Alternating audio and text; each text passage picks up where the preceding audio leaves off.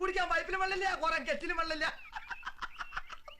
അപ്പൊ ഞാൻ പറയുകയാണ്, ഞാൻ വ്യാജ IAS ആണെന്ന് ഞാൻ പറയുകയാണ്. ഇത് എന്നെ ഉദ്ദേശം, എന്നെ തന്നെ ഉദ്ദേശം, എന്നെ മാത്രം ഉദ്ദേശം.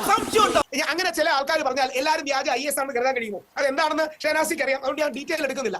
എനിക്കൊന്നും ഓർമ്മ വരുന്നില്ല. നീ കിടന്ന് ഉരുളൊന്നും വേണ്ട, ഇക്കാര്യമേ എനിക്ക് നല്ല ഓർമ്മയുണ്ട്. 2014 കോഴിക്കോട് ഗുരുവായൂരപ്പൻ കോളേജിൽ PG വിദ്യാർത്ഥിനിയായിരിക്കെ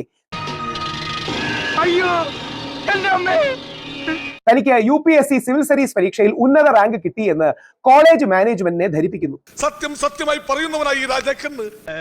എന്താണ് ബുദ്ധി ഈ തല വെളി കാണിച്ച് അടക്കല്ല മണ്ടാരെ. അതിന്റെ അടിസ്ഥാനത്തിൽ കോളേജ് മാനേജ്മെന്റ് നൽകിയ സ്വീകരണവും വാങ്ങുന്നു. ഞാനൊരു വലിയ സംഭവം അല്ലേ? ശേഷം കോളേജിലും പുറത്തും ഫ്ലെക്സ് ബോർഡുകളും സ്ഥാപിക്കുന്നു. അഭിമാനം കൊള്ളേ. അസൂയാണ്. എന്നാൽ പിന്നീട് സംശയം തോന്നി കോളേജ് മാനേജ്മെന്റ് നടത്തിയ അന്വേഷണം വലിയ നിലവിലുള്ള ആളല്ലേ, എല്ലാവരും അറിയട്ടെ.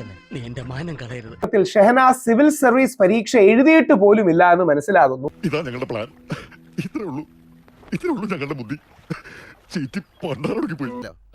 അത് അന്നത്തെ ചോരത്തിളപ്പിന് ഇപ്പൊ എന്ത് ചോര തണുത്തു പോയാ? തണുത്ത് മരവിച്ചു എന്ന് പറയുന്നതാവും ശരി. സംഭവം വിവാദമായതിനെ തുടർന്ന് നാണം കെട്ട് കോളേജ് വിട്ടു. ഇപ്പൊ മനസ്സിലായില്ലേ, എനിക്ക് അല്പം തൊലിക്കട്ടി കൂടുതലാണെന്ന്, നാണവും മാനവും ഇത്തിരി കുറവാണെന്ന്.